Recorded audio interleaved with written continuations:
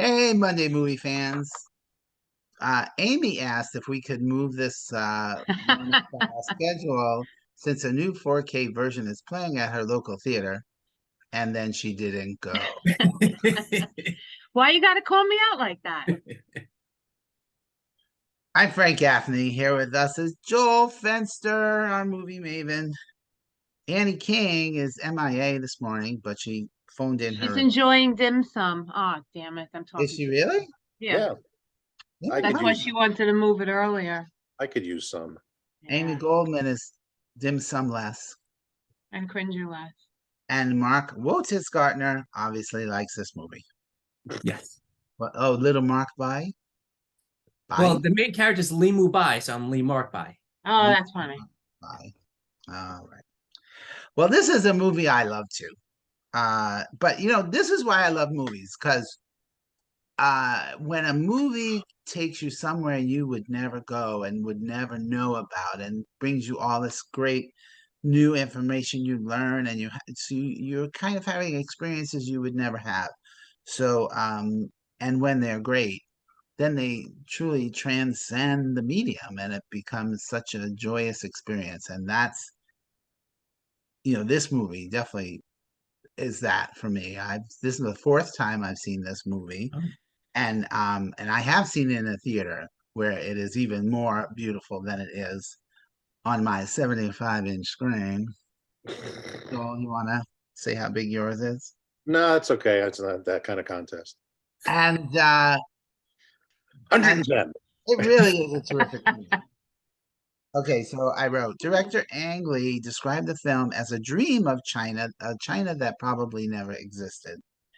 And based in a world of order and obedience, he's created a film about the liberation from romantic conventions, the liberation of traditional women roles, and even the liberation from gravity. And the martial arts in this movie are breathtaking. They're so beautiful to watch. The skill, the artistry, grace, and acrobatics, obviously, too. So I think it's definitely an inspired film, full of seriousness and playfulness, and it's a big old epic, and the women really kick ass. Oh yeah. Michelle Yeoh, yeah. And she's great here, and she's nominated for Best Actress this year for Everything, Everywhere, All at Once. And I hope she wins. Of course, by the time this airs, she will have won or not already. Yeah, right. She definitely won. She definitely won last night. Yeah, she won last night. We're so happy that she won, because it really was a reward for her entire career. And Cate Blanchett already has 2 Oscars. Enough Yeah. already. And now. I And I got her in a love. lot of trouble for saying that. Really? Why? Yeah, Michelle actually tweeted that, and you're not allowed to do shit like that. And they were really upset. What Michelle said? Yes. Blanchett has She enough said, Oscars? and come on, she has 2 Oscars. Yeah. Oh, funny.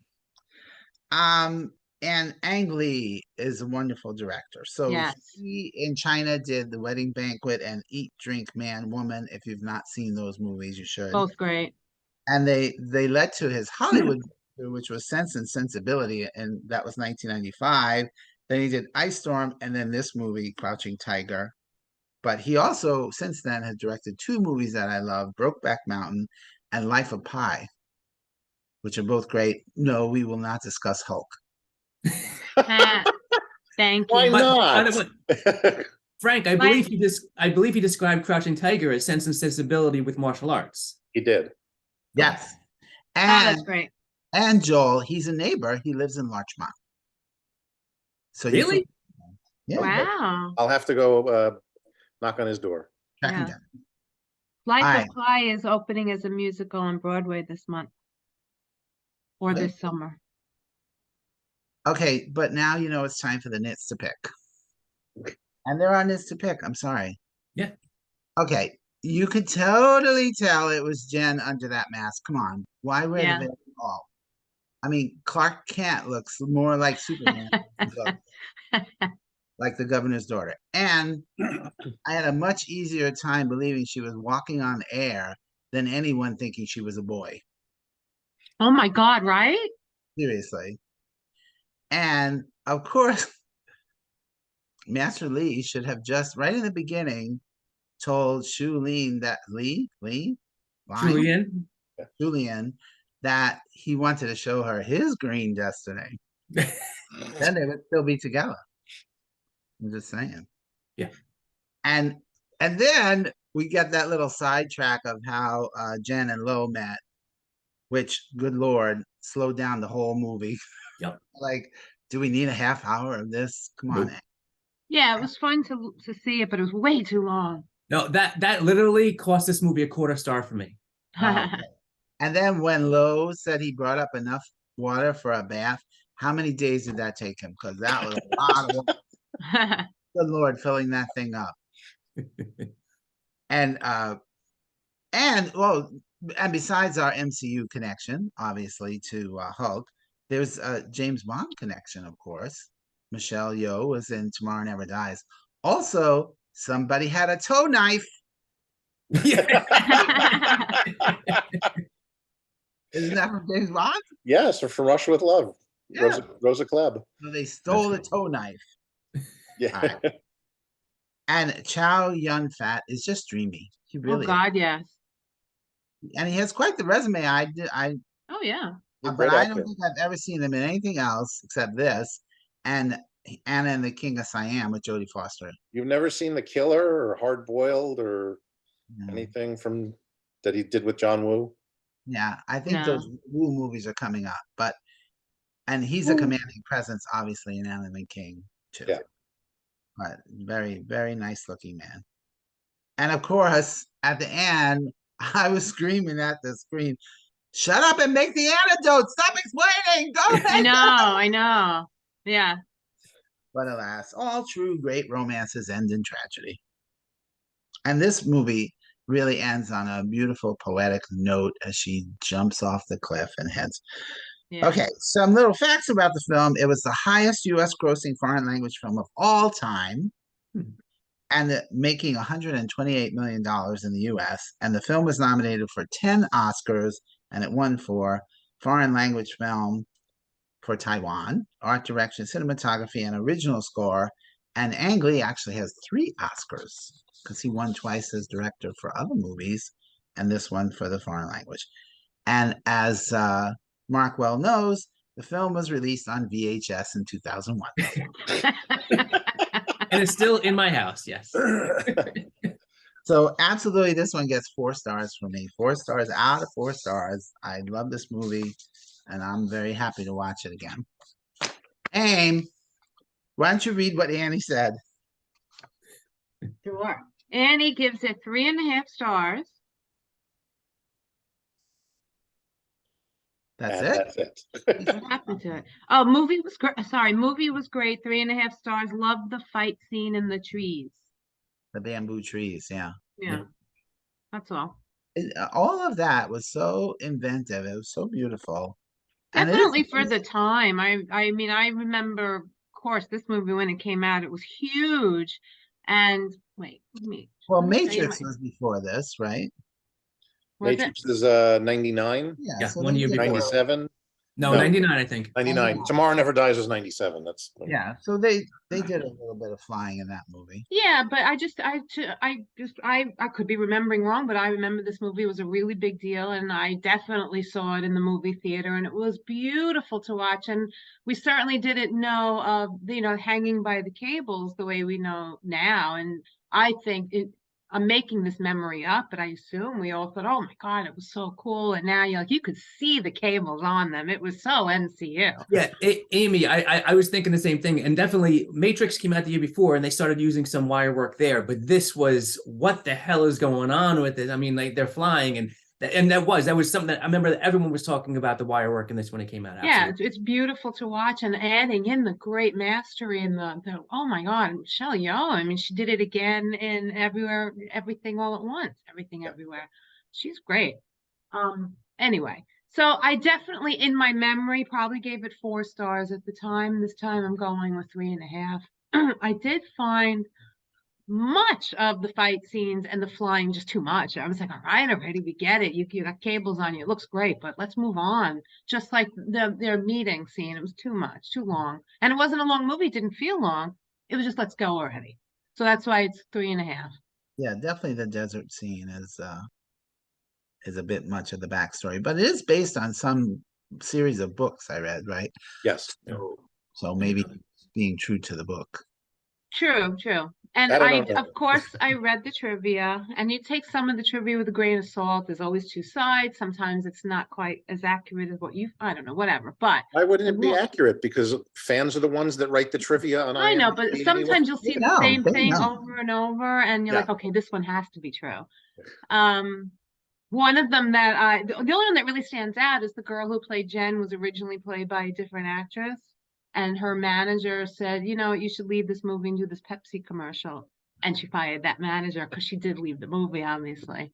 But there's got to be another side to that story. You never know how a movie's going to turn out. You could think it's great and it's a piece of shit, and vice versa. So anyway, I'll shut up now. And just so you know, so Zhang Ziyi, who's Jen, I mean, she blew up after this. She was in like Yeah, any yeah, yeah. martial arts Chinese Yeah, movie. totally recognize her name. Yeah. But I don't know how much I believe that little bit of trivia too, because Ang Lee had quite the reputation already in China as a director. So Good I don't point. know if he would leave his movie. But Yeah. all right, Mark. So wasn't this your choice? Yes, it was.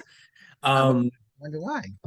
Well, why? Well, no, I mean, you know my background in martial arts. So to me, it's a martial arts action love story that's just visually stunning. And I also saw it in the theater. I remember talking about it with all my friends, especially in 2000. I was still practicing martial arts, so this was huge, and we were all talking about it at the dojo and all that stuff too.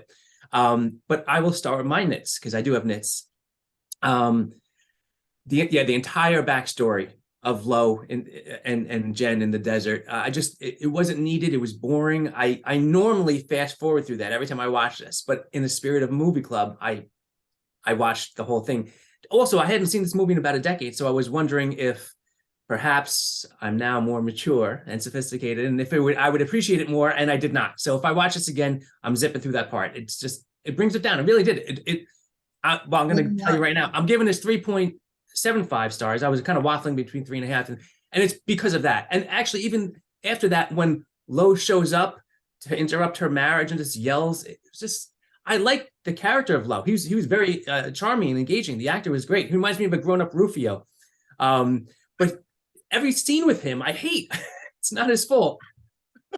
Who's Rufio? The For Lost Boys. Ah. It's Hook, yeah. Lost Boy? Okay. You know what? Anyway. No matter how many times you say to us that you're grown up and sophisticated, you know, we're not really buying it. Especially since you hit that scene where she comes out all wet and you know you can just see everything through her shirt.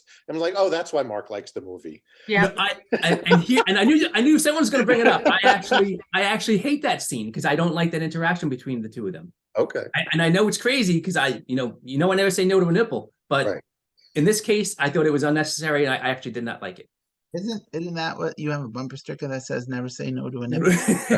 Exactly. What is going on in your picture though? What's that white thing? It looks like that picture got cut off.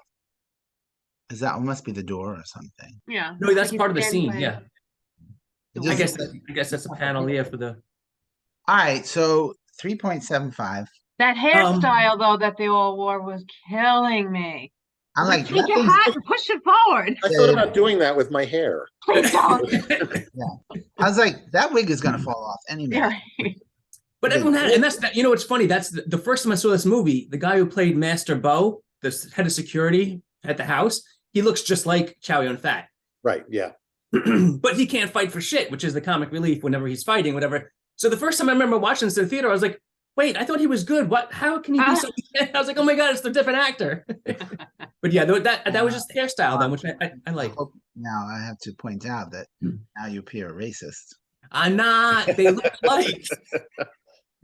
Thank God Annie isn't here to see this. Right? I'm Right. embarrassed when she watches it. Annie, he apologizes. All right. The other thing was the wire work. I get what they were going for. It's supernatural. And yes, at the time, everything was talking about. But after seeing this so many times, if I was directing this movie, Ang, I would have really toned it down a bit to make it seem more believable. Because I mean, just them like pointing at the sky like Superman and taking off was, And then they Yeah. just run up into the sky. I was like, and yeah, like, and they were literally running on air. I mean, it was. But Yeah. I think like your MCU movies, you just have to accept it. He's yeah. No, Yeah. I do. And I do. What I'm saying is I would have preferred, they're going for more supernatural, right? This is not supposed to be natural, but I would have preferred if they made it almost believable that they were just that athletic and so forth. That's all I'm saying. Yeah, I agree. All right. I- Anyway, that's my only nits. I love everything else. The way Lee Mubai moves. I know you think he's very pretty, Frank, but I enjoyed his movements from just walking and sitting to obviously his fighting as well, especially at the end, just, you know, when he does the killing blow to the Jade Fox and everything, just the way he moved very fast. And he was 45 years old at the time, not a young guy. So, you know, a lot of respect there. Both of the lady fights. 45 is young when you're 65. Well, I'm 40, well, sorry, 48 as of today. Sorry, 2 days ago. So thinking if I did this 3 years ago, I wouldn't have been moving quite that fast. Let's just say that.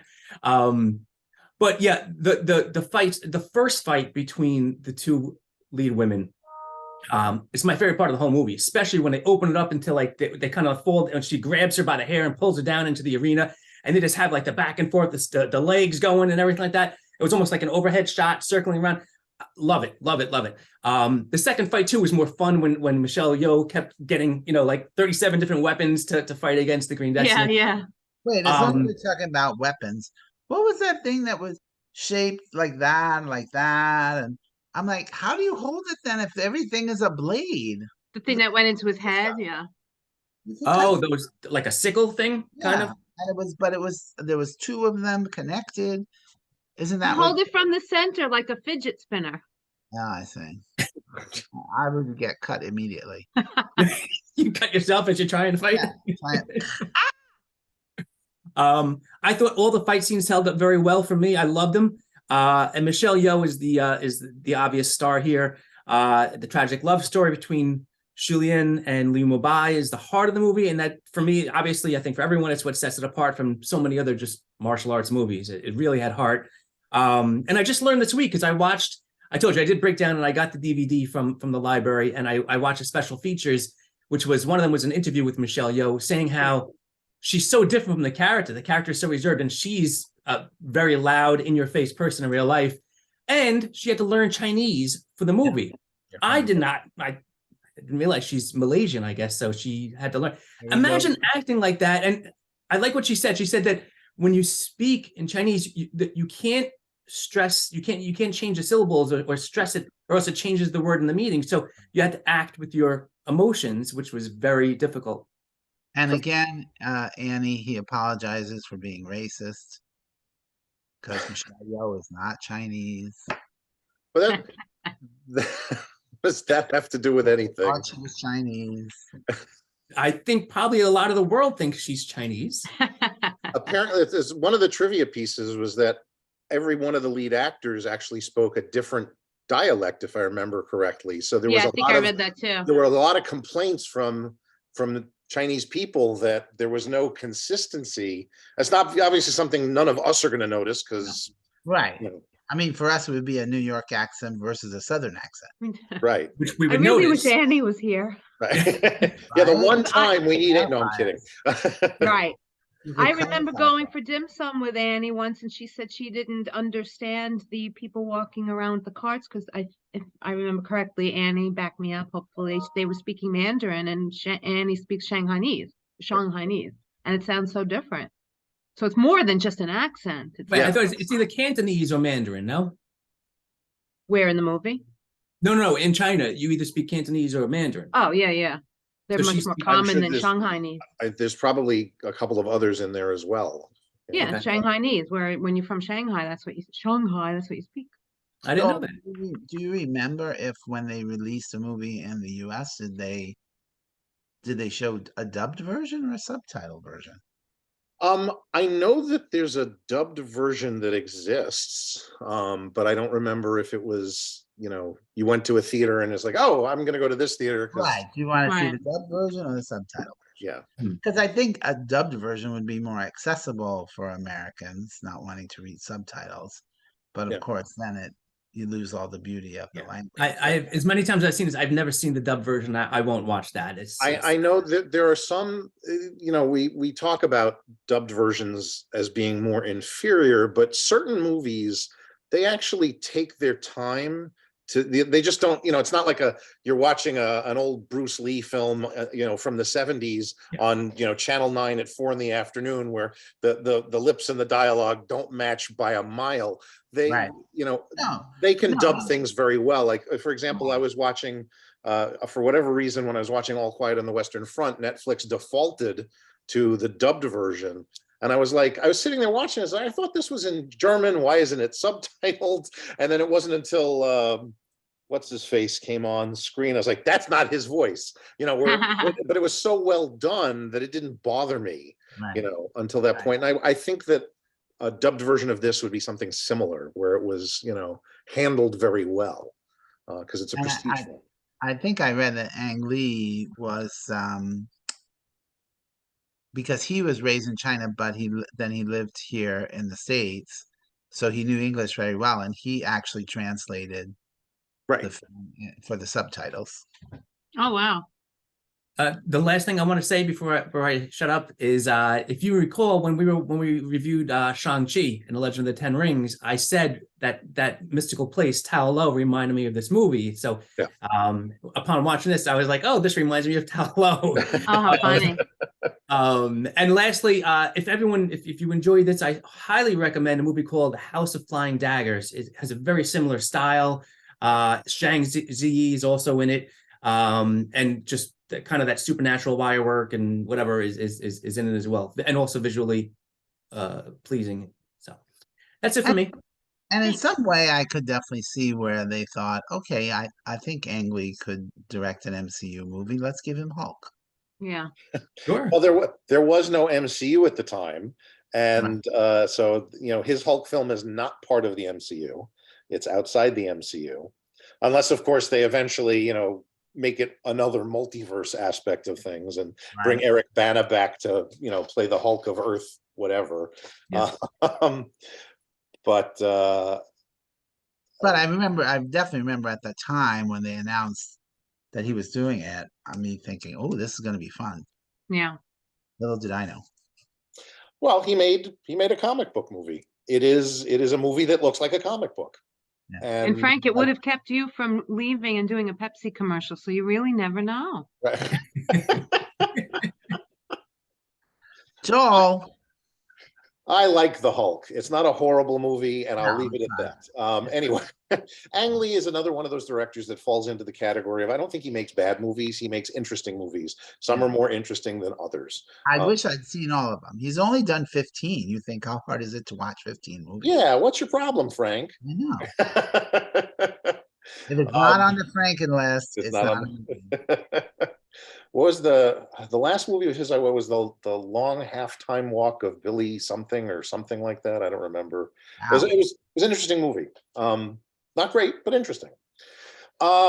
This is definitely up there on his list of things. It's a beautiful film. You've already said everything that needs to be said about it. There's not much I can add. I'm sorry, Joel. Next time you can lead the discussion. That's okay. How about I'll lead the discussion the next time it's a movie I've picked. I don't mind bringing up the rear and just going, yeah, you're all right. 3.75 stars. And then Considering the size of your ear, Joel. out of here. What? Gemini Man was the last movie he did. I didn't see that one. Billy Lynn's Long Halftime Walk. That's the one. That was the last movie of his that I saw. I have not seen Gemini Man. That's fun. I'll Is have to watch Is that. that Will Smith? Yeah. Gemini Man? He slaps himself in that one. That's probably why I haven't seen it, because I just don't care. Clive Owen. Oh, Benedict Wong is in it. all right, then I'll have to watch it just for Clive Owen and Benedict Wong. The hell with Will Smith. Somebody I never heard of, Mary Elizabeth Winstead. I know that name. I've heard of her. I can't think of what she's been in though. All right, sorry, I'm Anyway, sidetracked. that's okay. Yes. I'm done. I said, I agree with everybody, all with everything you've said that was positive, everything you've said that was nitpicky, things I'll throw in interesting wise. This is a film that you wouldn't think had a line of action figures, but it had two. Oh my gosh. That is funny. And I actually have one of the mini meat versions of them. I just couldn't get to them because they're in my office and it's That is funny. impossible to get. Otherwise I would have shown them off. They're cute. So there's that. That's an impressive thing.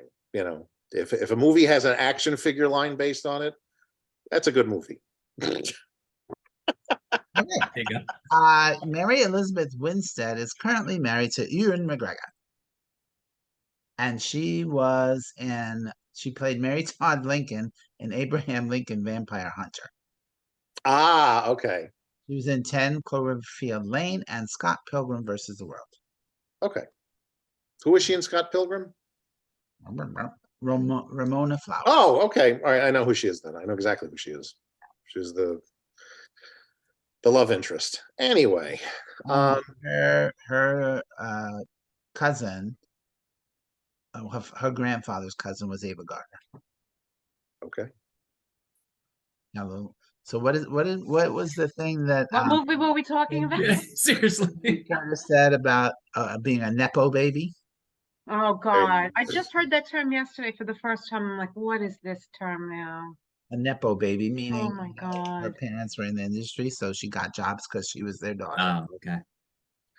I think I don't I don't buy it. It could very possibly be true. She had connections where an actress off the street wouldn't have those kind of connections, but at the same time, You you're not have going to. to have a 50-year career. Well, it's Just- not just that, you know, it's kind of an insulting term because even if you're not in like the film industry like that, everybody has connections with somebody at some point in You any can't- industry. So it's Yeah. like, oh, you know, yeah, my uncle knows so and so, so I was able to get this job.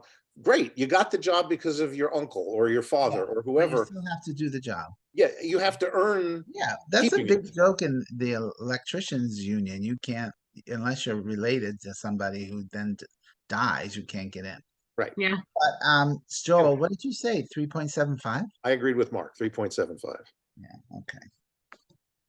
I didn't write it down, so then I would be tomorrow and be like, oh, what did he say? I would have corrected you or changed it, you know. All right, so yeah, everybody's a nepo baby, so you have to still prove yourself no matter what. All right, are we done? Yes. Should we discuss the Oscars that were on last night? Did everybody enjoy the show? I love. I Jimmy was so Kimmel. thrilled Great. that Everything Everywhere won everything. Yeah. Okay, so Crouching Tiger, Hidden Dragon is available on the Criterion channel if you subscribe to that streaming I service. think I'm the only person on the planet that subscribes to that. Or your Actually, I know friend- one other person. So or if your friend subscribes to it. They must have been really confused this week. You could rent it from Vudu or for $2.99 or Sorry. borrow it from your local library. Next week, we're watching the modern Disney classic Up from 2009. Of course, available on Disney Plus. Oh God, bring tissues. You can rent it on Vudu or Prime for $3.99 or borrow it, of course, from your local library, which I won't have to do. So I'll be watching it on Disney Plus. That's it. I'm Frank Gaffney. Go watch a movie. And Watch also this. with you. Definitely watch this one when it comes to your neighborhood. Yes. yeah, Appreciate don't be like Amy. Yeah, go to the movie. Go to the movie. Thank you. Goodbye. Bye. Danny, we love you. Aw.